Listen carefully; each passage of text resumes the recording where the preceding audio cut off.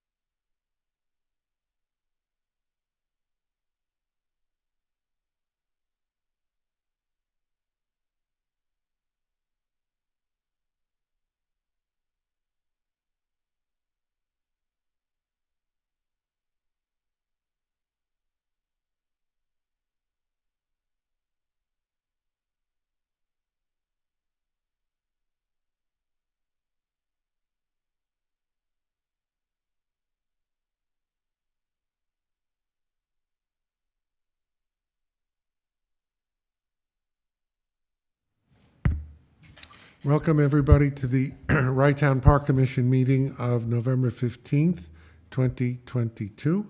Please rise. And we have a guest member today. Joan, would you lead us in the pledge? I pledge allegiance to the flag of the United States of America and to the republic for which it stands, one nation, under God, indivisible, with liberty and justice for all.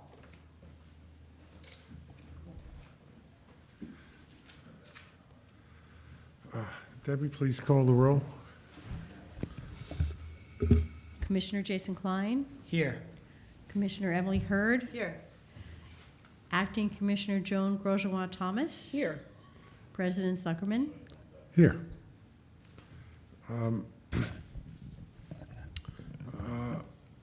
Lindsay may join us. She has an emergency in her family. She may be able to join by Zoom. We're not sure about that. And Mayor Cohn is engaged in other municipal events, and he sends his regrets. The first order of business is approving the minutes of October 18th, 2022. I'll make a motion. Second, all in favor? Aye. Are there any public comment on non-agenda items, Debbie? Anything in Facebook? I have to say I'm late on, I didn't pull up Facebook, so I don't know yet. I will speak up if I see something. let's go on to the capital budget. There are a couple of items here. I had a discussion with Mayor Cohn today about this, and we're going to hold off on this. There are some questions that we need to resolve regarding especially the interior of the bathhouse and how we're going to go forward with certain things. But I do want to go, and I think we're going to title this, instead of a capital budget, a capital improvement plan, which I believe is what the city of Rye titles theirs. Am I correct, Emily? Yep. I just want to get a consensus on the proposed capital projects, and I'd like to divide it into two categories. One is, actually three. One is major work that is possibly ongoing. The other is what I would consider your daily, yearly rather, items that we need to review periodically that may or may not occur on an annual basis, but are generally of a relatively minor nature. And then the large items that we hope to get pending grant funding. So the first of those is the ADA compliant beach mats and the sand wheelchair with a projected cost of almost $32,000. We've received a CDB grant for 50% of that, so that the balance would be paid for by the Park Commission, and actually, since it's capital, by the town of Rye and the city of Rye in an approximately 60-40 percentage. So the total cost to Rye Town Park to be divided would be a little over $14,000.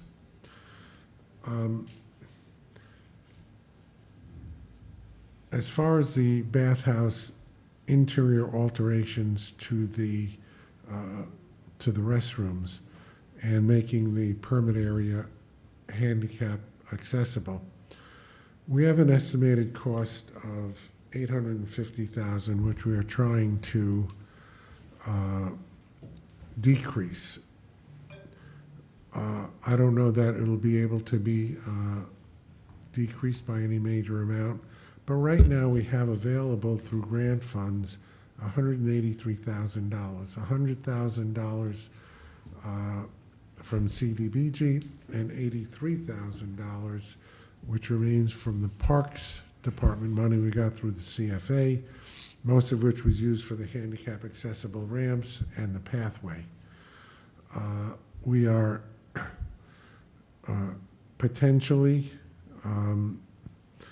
we had hoped to get a state and municipal grant, a SAM grant. The problem with that, after discussing it with our legislative representative, Stephen Shelley, is that, and we ran into this before with the bathhouse roof, once we start work on the project, we can't get a SAM grant. And the SAM grant, if they put in for it, generally takes about a year to come to fruition. So we are not going to be able to use a SAM grant on the bathhouse interior. The reason that it becomes essential is that we have to spend the remaining money from CDBG and the parks money in 2023. So otherwise it evaporates. So what we're attempting to do is to at least do the windows, which will probably be around $170,000.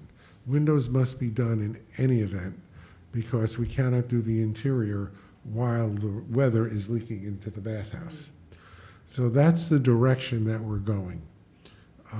We're trying to get additional sources of funds if possible, either especially through the county. We're exploring certain things. Debbie wrote a letter to county planning regarding a possible COVID grant. The grants for COVID have been spoken for, but that doesn't mean that they're all going to be used. There may be municipalities who don't use that money, and we're going to try to latch on to the unused money to put in for the HVAC, which, as you know, is a COVID necessary installation with new filters, et cetera. We've gone through that since the COVID crisis hit, and one of the ways to minimize the transmission of the disease is with high-quality HEPA filters, et cetera. So those are a couple of the items up front. The second category we're talking about are things such as the turf seed, which was questioned as to whether that's capital. We determined it was capital, but if we can put it into operating, we might be able to do that. That'll be an expense virtually every year. The hot water heaters for the restrooms at a projected cost of $7,500.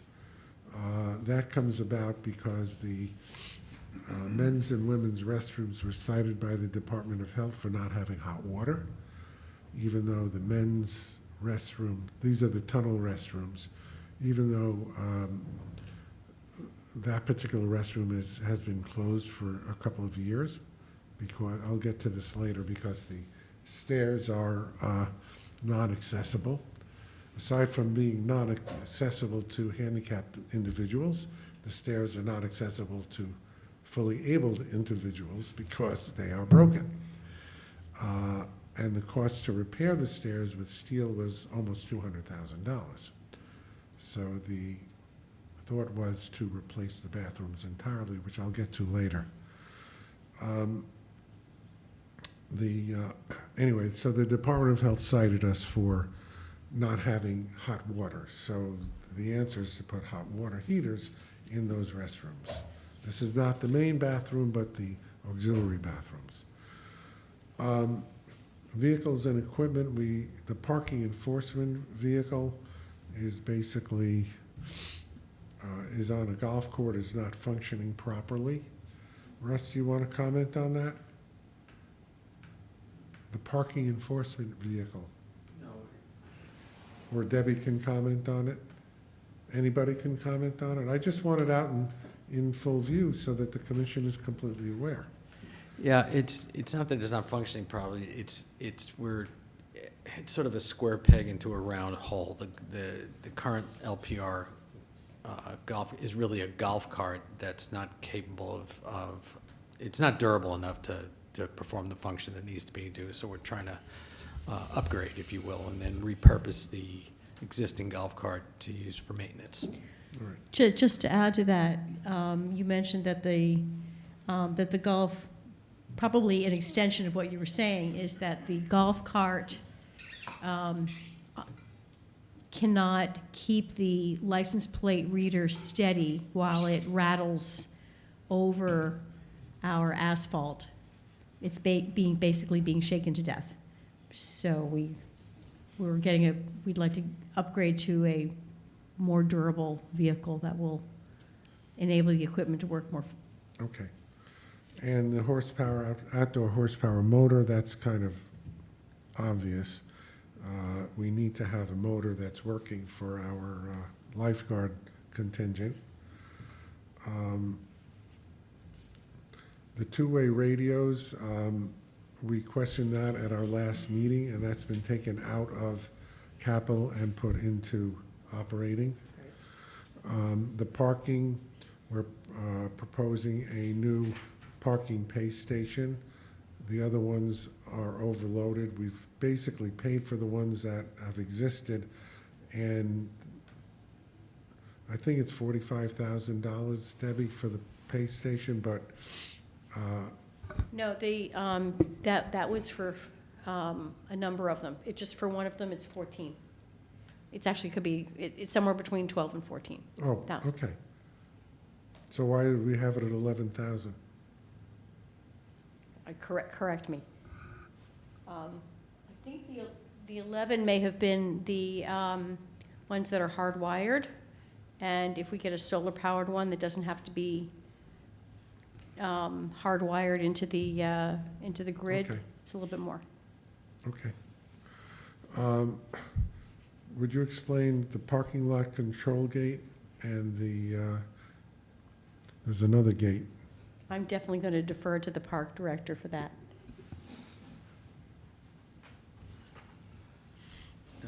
If we could install at minimal cost a parking lot control gate, it would help us, it would basically save us we wouldn't have to man that post, if you will. It's in the overflow, it's for cars exiting the overflow parking area, and it's just a move to automation. So I've been pricing them, and anywhere from fully installed and everything, anywhere from $5,000 to $7,000 max. And again, because what we have on busy days is that while we're trying to fill the overflow lot, people are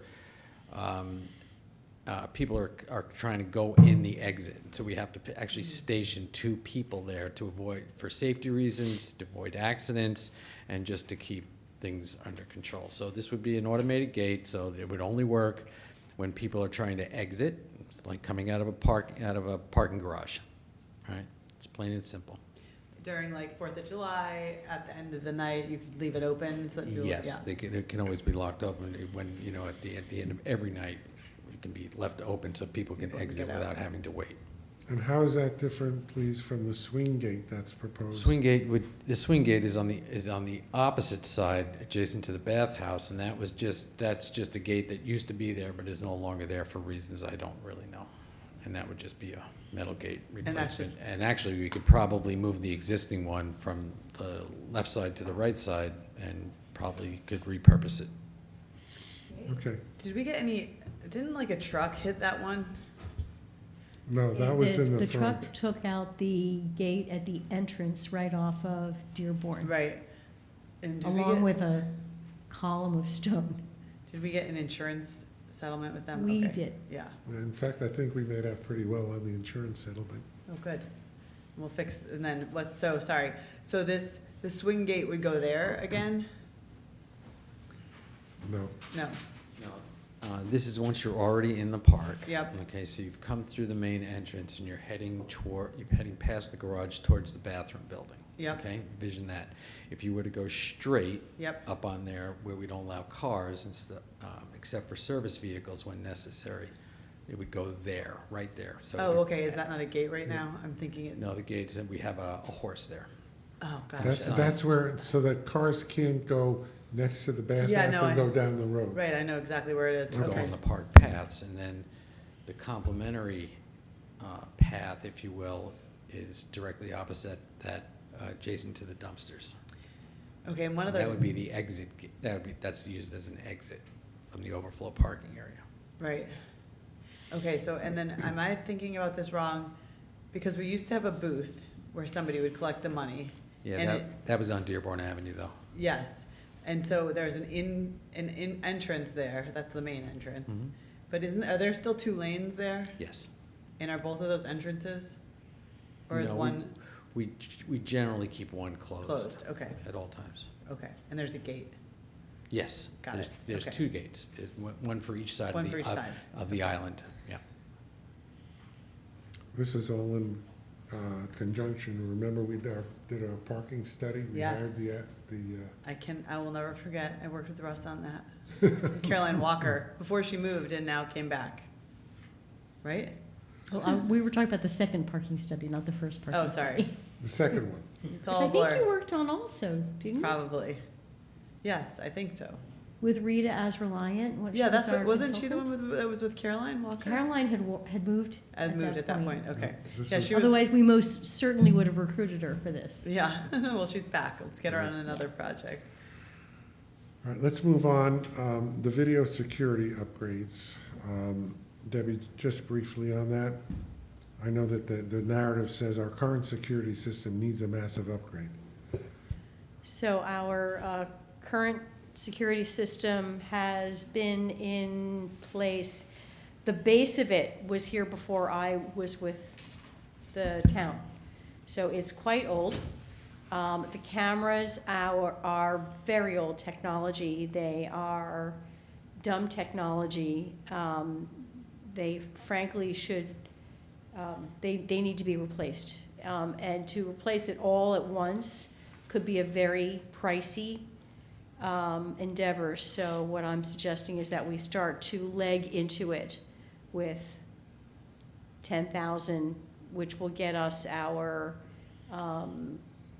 base model and then a few cameras, and then we'll add as we go on into the future. And our security captain has a pretty clear idea of where he needs the eyeballs. All right, and the capital grants writing, that's Millennium, which we do every year. And I think the City of Rye and the Village of Portchester, Rybrook too? No, you don't use Millennium? Yes, Yes, we do. Yes, you do. So we all use Millennium. All right, so those are the first two. Do we have any questions about that? Are there any objections? Just a reminder that when we do purchase any of these things, it has to come before the commission for a vote. We have to have a contract, obviously. We have to, if it's large enough, we have to bid it. None of these that I just mentioned really have to go to a public bid, but we always have to get three written estimates or three written bids for them.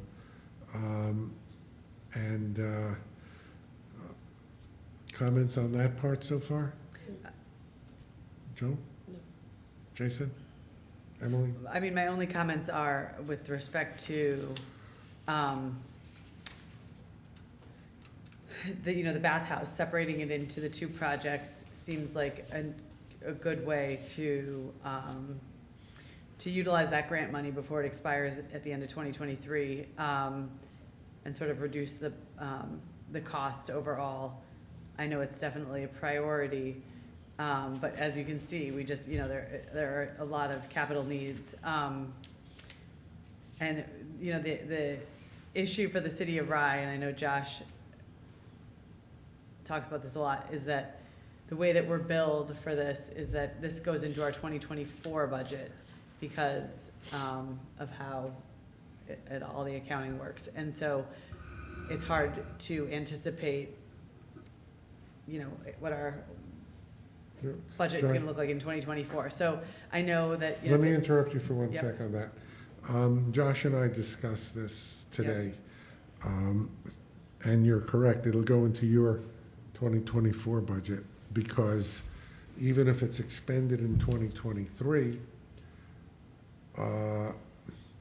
basically the commission bills the town and the city after the audit, which occurs in the middle of the following year. right, So a previous methodology of paying the bills, I suggested to Josh we look at, which is when we pay the bills, the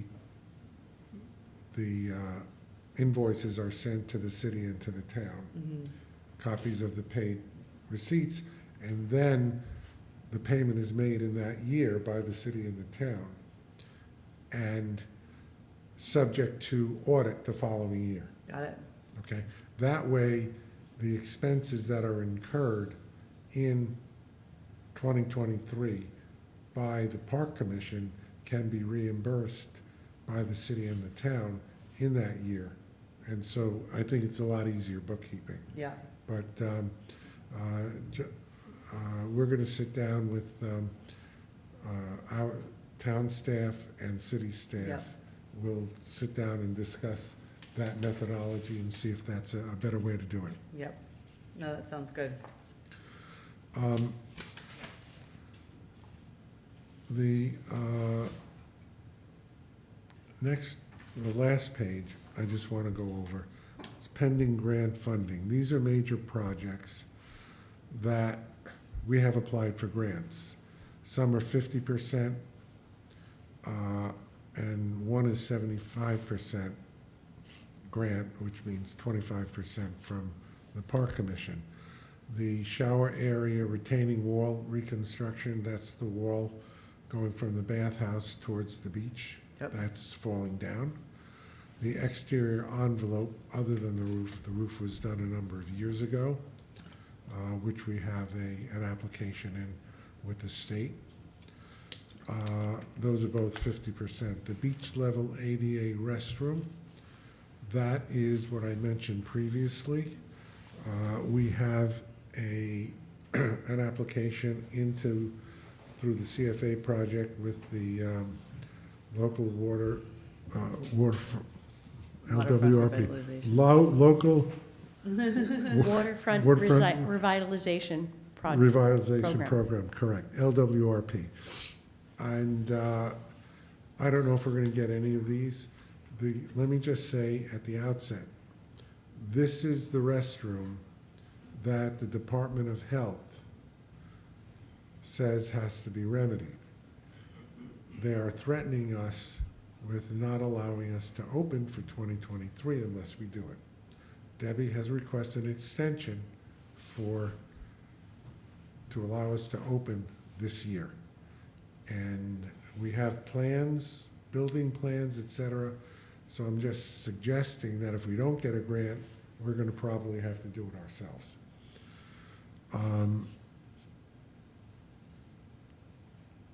The other items we've spoken about previously, the pavilion roofs, the balcony pergola, the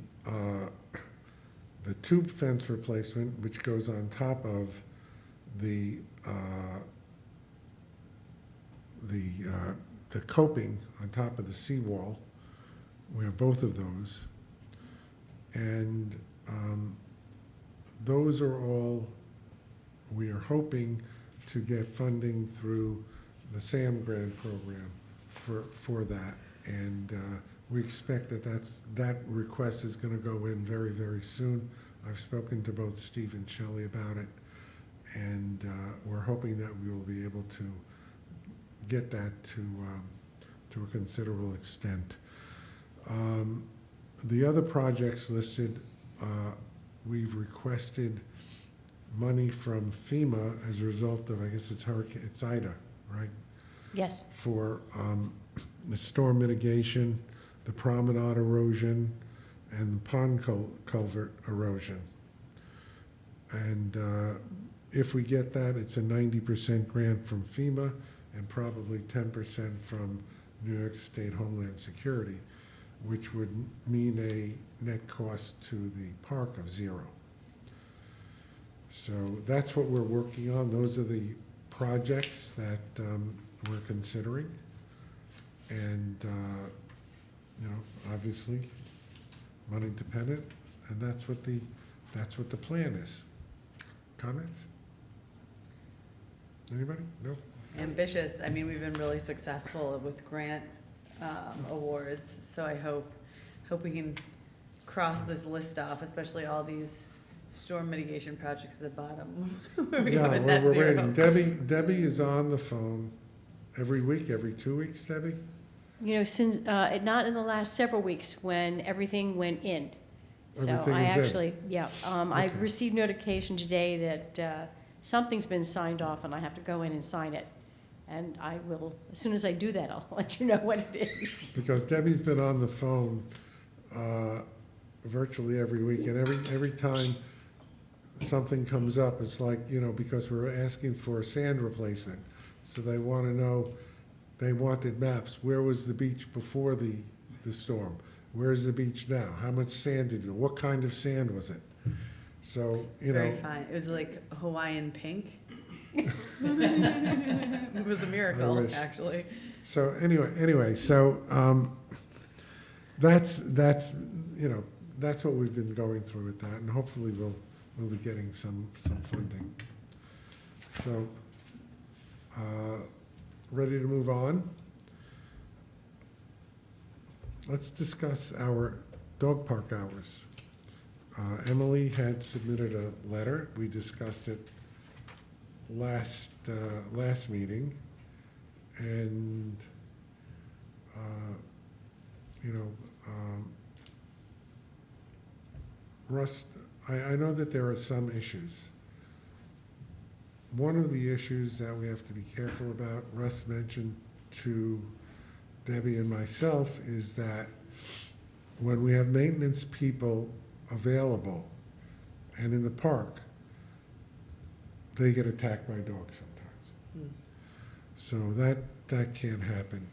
And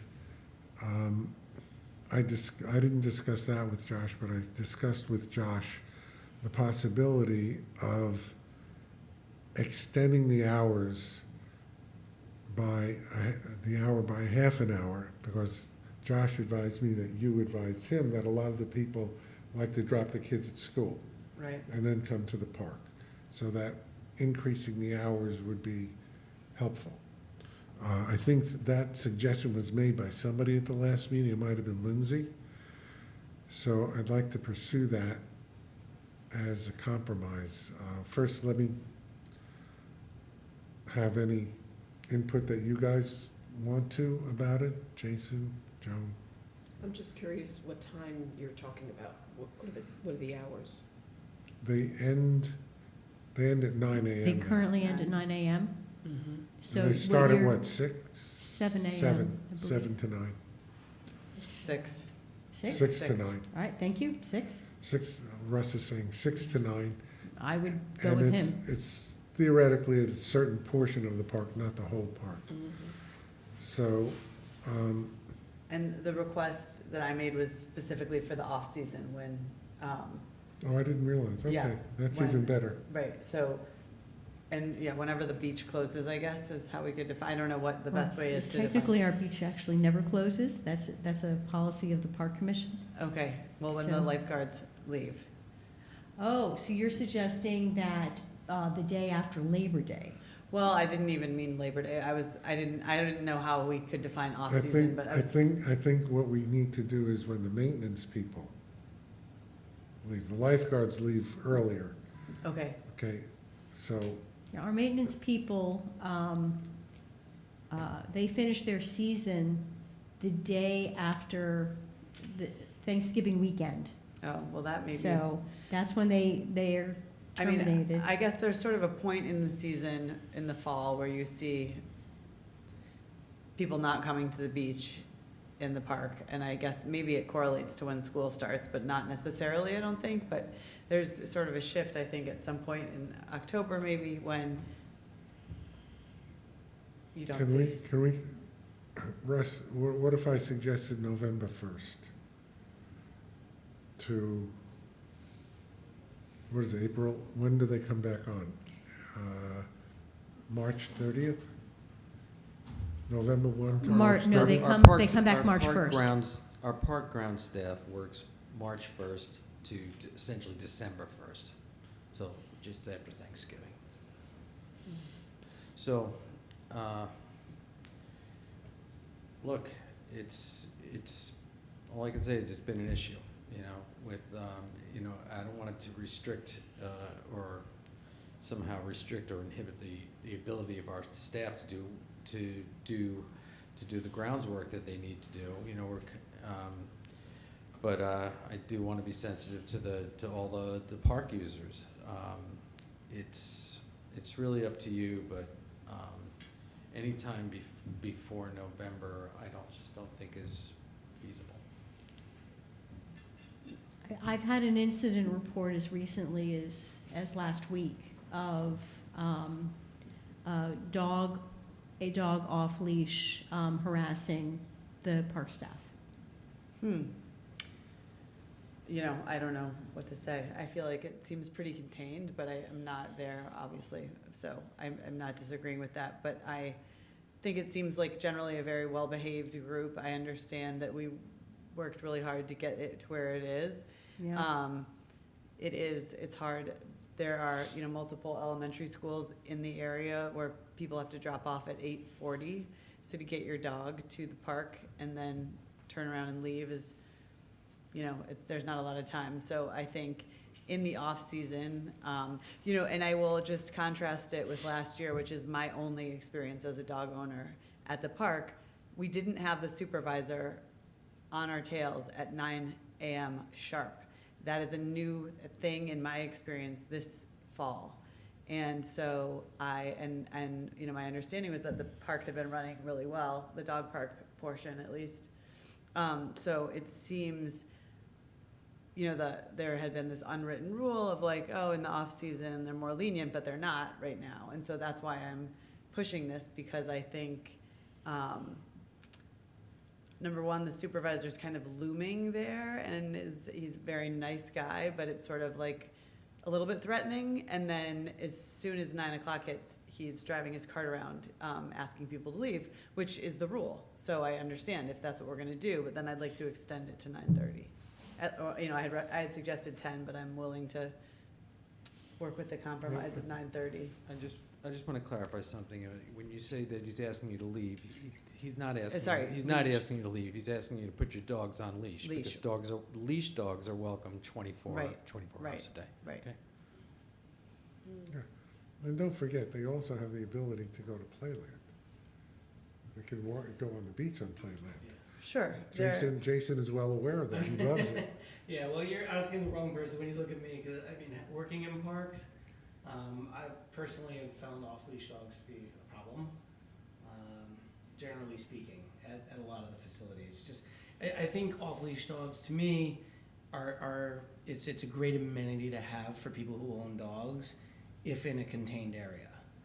And, you know, my experience has been when it's not in a contained area, or it's someplace that is open to the public as well and not within that contained area, then we've actually had, I mean, here it's probably established enough that you don't have the negative interactions with general public that want to come and just enjoy the park. It is taking that area of the park away from certain users for a limited amount of time. And so, you know, I personally, I haven't seen it here, so I'm not familiar with how it goes. I have a dog. I love dogs. Don't think I'd let my dog off leash because she's a little bit off, but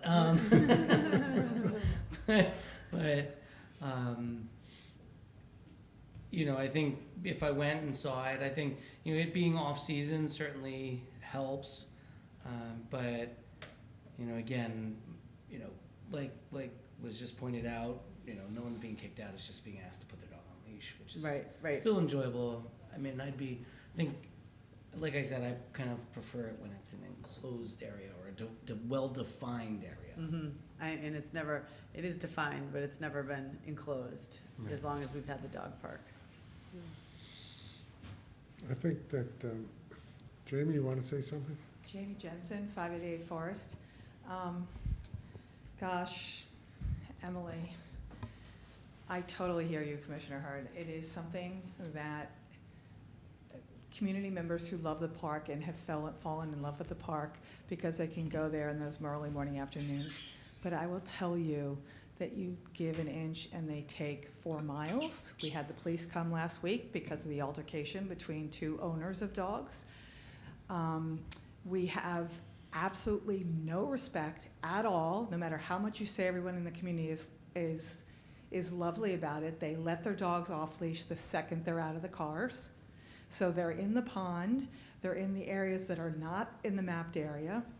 And so it is, and they're all so gracious and lovely, and they will say, oh, I didn't know, I didn't realize, okay. And they're great about it, but there's this kind of, oh, you owe this to me kind of attitude. And I've had 3 conversations with 3 different individuals who said to me, this is a dog park. What are you talking about? This is a dog park. You can't ask me to do that. And I'm like, no, it's not. It's a park in which we have the privilege of using it in the early morning hours to let our dogs run. And so you're this amazing mom who has a great community, who takes care of your dog, but not everybody is that way. And with the beach down the way, open and contained, I just worry that if we keep stretching it, people will just kind of go, oh, I'm in the park every day, and there are people walk in the park with their dogs off leash at 3 o'clock in the afternoon. And they have, none of them are buying off-leash licenses. The money's never come back to the park, the money that was collected when we started the off-leash license. Most people don't even know it exists. So there's all this kind of looseness, and I'm really worried that we'll get this very dog-happy crowd, and they'll once again want to build a fence in a beautiful part of our park so they can have their dogs, which, while it's good in certain areas, in a jewel like Rytown Park, is really not the setting. And I would hate for us to get so clashed that we would end up putting in a fenced-in area that was filled with sawdust that required management and people and everything else. I just really want to caution you. I don't care if you end up voting for a half an hour during, the winter months. That's fine. I'm not even going to but I just really want you to be cautious. I've watched this for 12 years. I know how bad it gets. And there are residents in our town that get nasty and entitled. You gotta be careful. Thank you, Jamie. Emily, what's your feeling at this point? It's unfortunate that there are some of the, and it's anywhere. I've seen it where it's unfortunate that there's a few people who don't want to abide by the rules that maybe ruin it for others. That's the case in every endeavor. Yeah. It is. Whether it's dogs or something else, it's like, I think Jamie put her finger on it. It's like, give an inch, take a mile, is what Yeah. happens. The other saying is, no good deed goes unpunished. I appreciate what everybody's saying. I think we have a responsible group. I mean, I heard about the altercation. I think that could have, happened on the beach with beachgoers. That was a personality conflict more than it was a dog issue, I think. I do think in the off-season, I'm not seeing the people in the park at night between 9 and, early in the morning anymore. And I think, I like to think that, we have this great community asset where people are gathering and, chatting, and it's a really special place. And I think, it's dark in the morning, in the early morning hours. You're limited with sort of sunrise as we get into winter. I know that I don't know. Lindsay said that she emailed me. Is she here? No. Suggesting that, she was in support of this. I know Mayor Cohen spoke with you and would support the 9:30 extension. So I would like to see it happen in the off-season. November seems late to me. I would maybe like October 15th to April 15th. I think that I would rather go with November 15th, which is now, to whenever. I mean, daylight savings time is a. No. I was not suggesting, sorry, I wasn't suggesting November 15th. I could go, I was suggesting November, December, January, February. Those 4 months. Why don't we start with that? We can revisit it at the end of February and see how it goes. Yeah. Right. I said November 15th because it's already November 15th. That's what today is. Oh, right. But if we're gonna adopt a policy, I don't want to be held to Well, account. I'd suggest, let's go from today, or when we can make an announcement, going forward to February 28th. And revisit it sometime in February. We'll have experience of a couple of months, and we'll see what happens. Makes Right? sense. Okay. Yeah. Trial. Thank you. Okay. Do we need to Do we need make a to- motion and have a vote? Yeah, that's what I'm saying. Probably probably do. Give me a second. Okay. The motion is to extend off-leash dog park hours to 9:30 from November 15th, 2022 to February 28th, 2023. With the provision that we will revisit this in January or February. Yeah, and I mean, I think, or March, right? Because it will go back to a 9 o'clock stop at that point. I mean, we'll have time Yeah, to we will, revisit how the season. we will revisit it, Yeah, okay? I'll make that motion. And the hours are from 6 a.m. to 9:30? 9:30. 9:30. Second? One second. All in favor? Aye. Aye. Thank you. Thank you. Any comments on the management report or the financial statement? If not, No, I guess I just will say that I did attend the Rye Youth Council's Color Run, which was on Tuesday, November 8th, and it was just awesome and hilarious and colorful and a beautiful day. So thank you to the park staff for putting that together with Rye Youth Council. It was really fun. thank you. We have a cleanup day on the 20th. I also want to point out that the sidewalk repair that was approved Yeah. at the last meeting, Oh, I'm yes. showing it off on the screen. Yes. I meant to mention that, Debbie, when we were doing I mean- the budget. I walked by on Monday, I think, after that last, or no, wait, our meetings are Tuesday. Maybe it was like Wednesday and they were starting already, and it looks great. Yeah, we approved it on Tuesday, and I think they started in less than a week. It was done. Yeah. Looks great. So I Yeah. look forward to certainly continuing Yeah, other well- sections. Yeah, that's so what the do I. plan is to do. It's in the budget to do, $10,000 worth a year. Mhm. Oh, great, good, yes. Okay? Debbie, on the same day as the Town of Rye cleanup, there will also be daffodil being plants. Daffodils there'll be a daffodil planting on that same day. Oh, fantastic. Yeah. So, sorry, that's 11/20, so that's this Yeah. weekend, okay. Sunday morning. Yes. Yep. And the Rye Rec Turkey, The 20th is a Sunday? Yes. Oh, yes, that's right. It is. We have a Rye Rec Turkey Run on the 26th. is that coming through the park, or is it, yeah, okay. Great, And as Jamie mentioned, Phase 2 of the Daffodil Project was on November 9th. Yeah, 8,000 bulbs were planted, and we took aside about 2,000, and those will be hand-planted by volunteers on Sunday, the 20th. wow. All right. Up in the north corner by where you are, Emily, where that beautiful garden is, but they'll be in the grassy area. We're taking out pretty. some invasive trees, and the daffodils will go in there. I mean, and, you know, I don't think, I guess our meeting was a month ago. There were a couple weeks, I think, we were so lucky with the leaves in that section between that corner of Dearborn and Forest, by where the Soul The Riders. Soul Riders Garden is the Yeah. walk path. The leaves were incredible. It was like a wonderland. It was unbelievable. Those sugar maples really are beautiful. Yeah. All right.